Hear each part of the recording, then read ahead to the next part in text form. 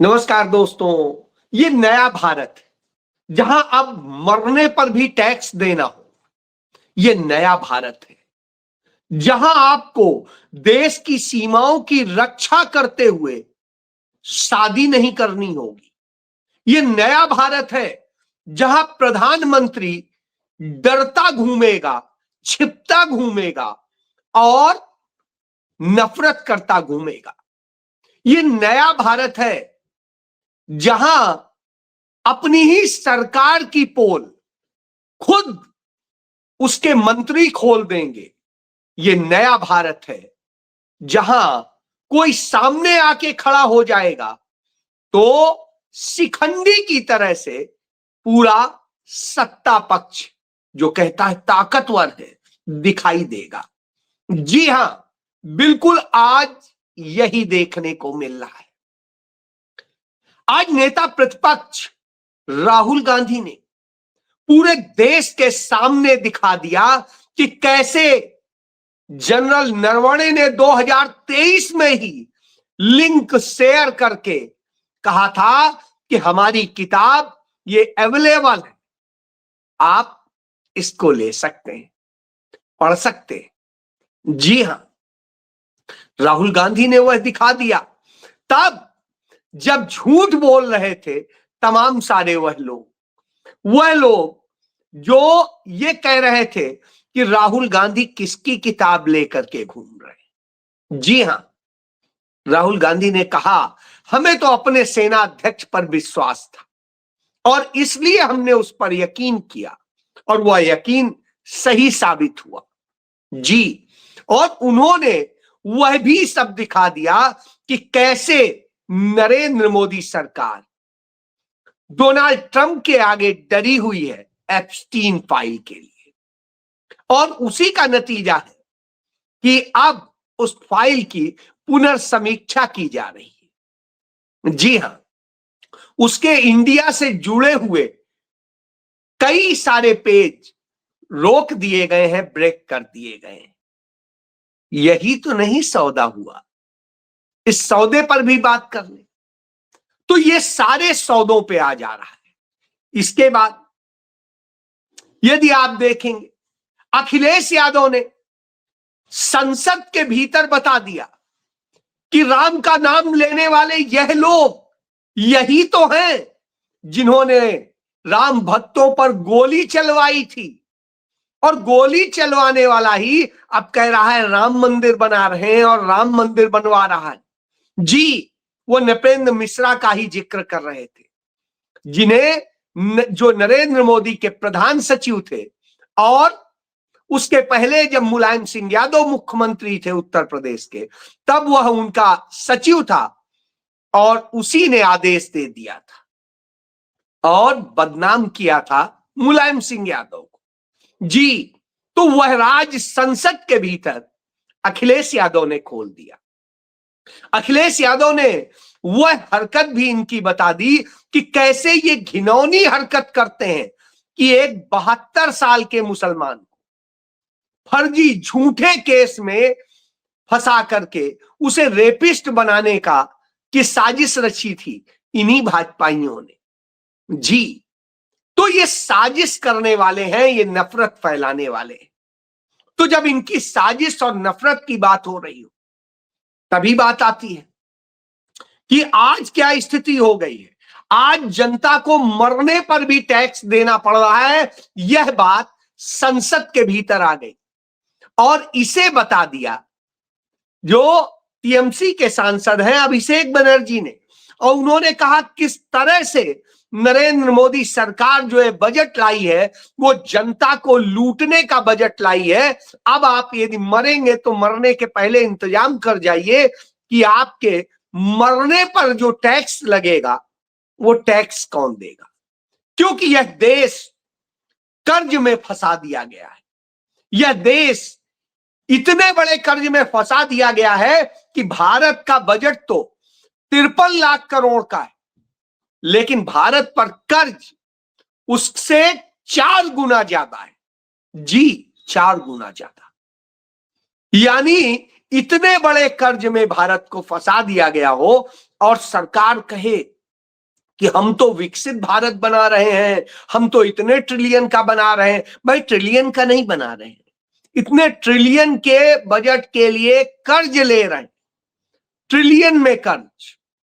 तो अब आप समझिए, कर्जदार भारत, गुलाम भारत और न जाने क्या क्या भारत बना दिया है। यही नरेंद्र मोदी का न्यू इंडिया है। जी, न्यू इंडिया में जो हालात हो रहे हैं सब कुछ कारपोरेट के लिए हो रहा है। कारपोरेट के लिए तो लाल कालीन बिछाई जा रही है, रेड कारपेट पर वो चलेंगे, लेकिन किसान हो, मजदूर हो, आम आदमी हो, उसे मरने के लिए और टैक्स भरने के लिए छोड़ दिया गया है।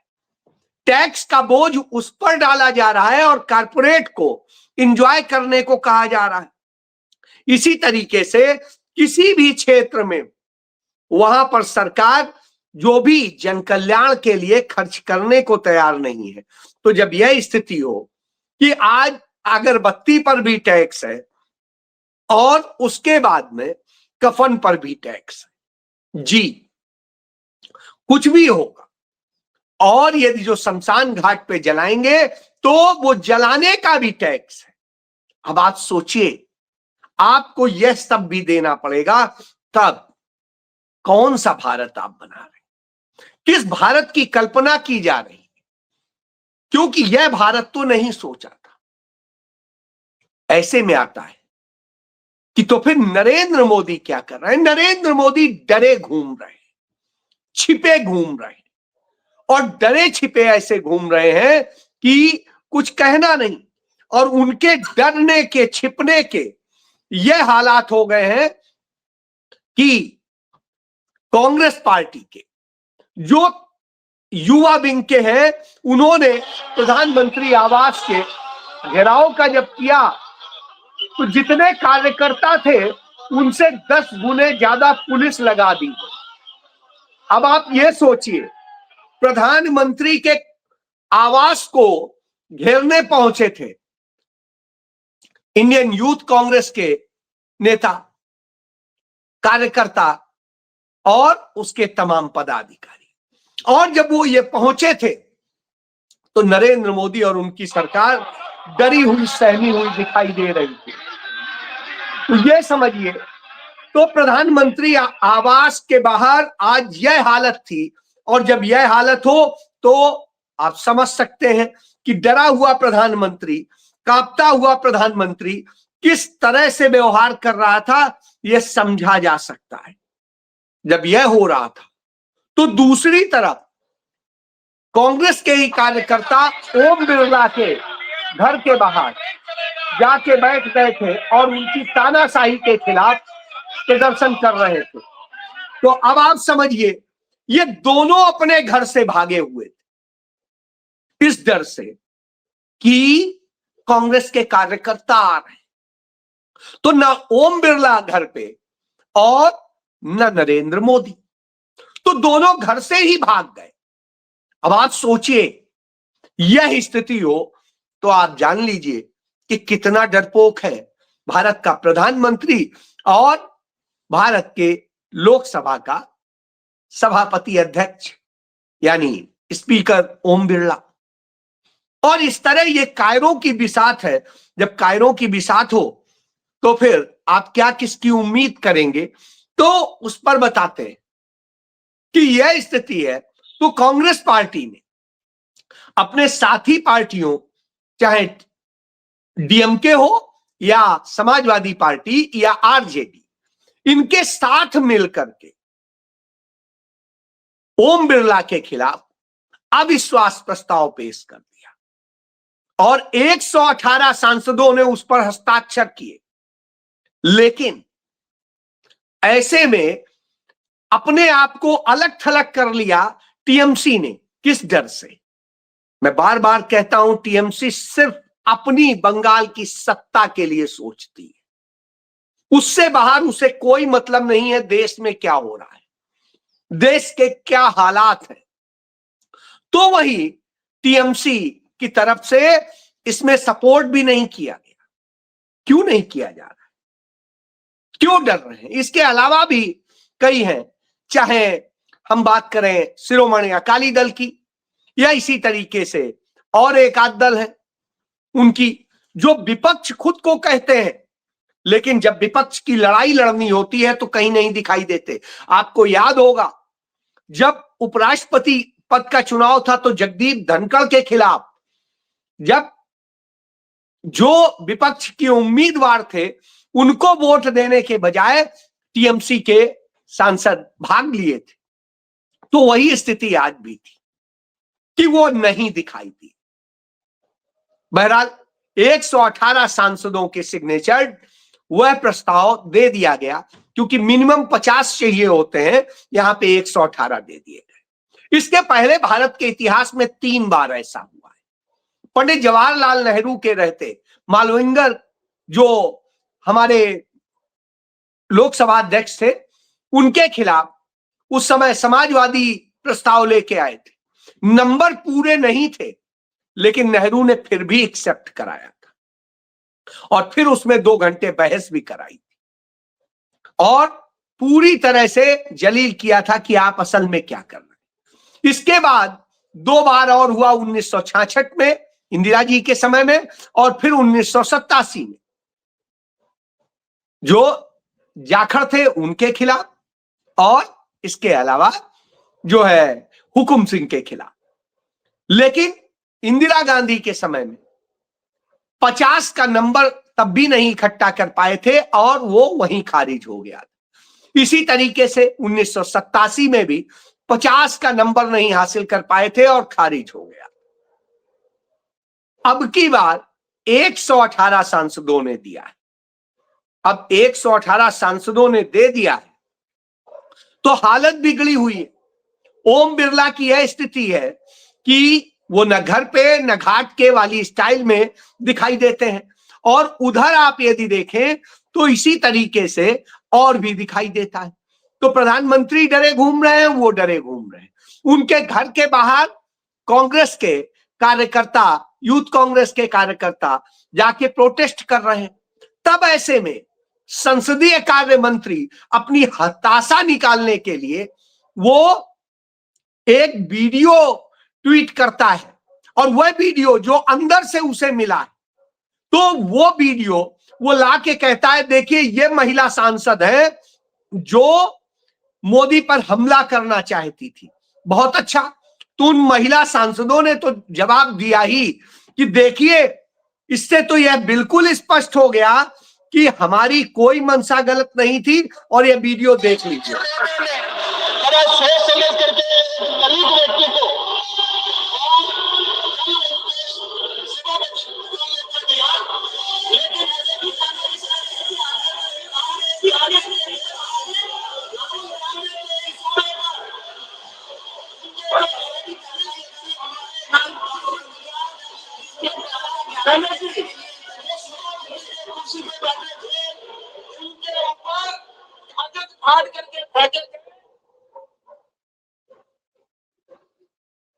ये देखिए महिला सांसद किनारे के साइड है, और ये सिर्फ एक पोस्टर लिए हुए, उनके हाथ में कोई ऐसी चीज नहीं है जो किसी को हार्म कर सके। ये आप देखिए, और किरण रिजिजू भी बैठे हुए हैं, तमाम भाजपा के सांसद हैं, और इसके बाद में यह स्थिति है कि आप देखिए, और ये दलित सांसद हैं, और इन दलित सांसदों को कोई लड़ाई नहीं हो रही, कोई झगड़ा नहीं हो रहा है, बस ये हो रहा है कि अरे वापस जाइए, वापस है। तो अब आप सोचिए, इनसे नरेंद्र मोदी डर गए, इनसे कह रहे थे कि इनसे अरे जान बचा के आ गए। तो अब आप सोच लीजिए, इससे तो कम से कम यह स्पष्ट हो गया कि जो आरोप ये लगा रहे थे वो 100% झूठा और मक्कारी पूर्ण। इनकी मक्कारी, गद्दारी और अय्यासी और भ्रष्टाचार सब कुछ सामने यही ला देते, तो इससे यह सामने आ जाता है कि किस तरह से मक्कारी पूर्ण ढंग से स्पीकर ओम बिरला ने आरोप लगाया और किस तरह से इन निहत्थी सांसदों को के बारे में किस तरह से कहा, जबकि दूसरी तरफ भाजपा के सांसद झूठ बोलते हुए, नफरत फैलाते हुए कुछ भी बोल रहे थे और उन्हें बोलने की छूट थी, तो वो कुछ भी बोल रहे हैं। राहुल गांधी को बोलने नहीं देंगे, जबकि वो नेता प्रतिपक्ष है जिन्हें किसी के भी बीच में बोलने का अधिकार प्राप्त। तो अब आप इससे समझ सकते हैं कि संवैधानिक परंपराओं का किस तरह से ये नुकसान पहुंचा रहे हैं। और जब यह कर रहे हो तब इनका सच तो सामने आ ही जाता है, और जब सच सामने आ गया है तो ऐसे में समझा जा सकता है कि इनकी घबराहट इसीलिए है क्योंकि ये पूरी तरीके से एक्सपोज हो चुके हैं कि ये कारपोरेट के लिए बजट भी लेके आते हैं, कारपोरेट के ही लिए सारा काम करते हैं और उसके बाद में अमेरिका के आगे सरेंडर हो जाते हैं, और अमेरिका के आगे सरेंडर होके भारत की नाक कटाते हैं। जी, आज पूरी दुनिया में इस बात को लेकर चर्चा चल रही है कि भारत का प्रधानमंत्री कितना डरपोक और कायर है। वो मलेशिया में, मैंने जैसे पहले बताया था कि वो मलेशिया में उस अनवर इब्राहिम से मिलता है जो तमाम सारे पुरुषों के साथ में यौन संबंध अवैध तरीके से स्थापित करने के मामले में सजा याफ्ता है, एक बार नहीं 2 बार। और उसके बाद वो कश्मीर को पाकिस्तान का बताता था। उससे कहते हैं मेरी तब की दोस्ती है जब वो प्रधानमंत्री नहीं था। जब वो प्रधानमंत्री नहीं था तो नरेंद्र मोदी भी उस समय प्रधानमंत्री नहीं थे।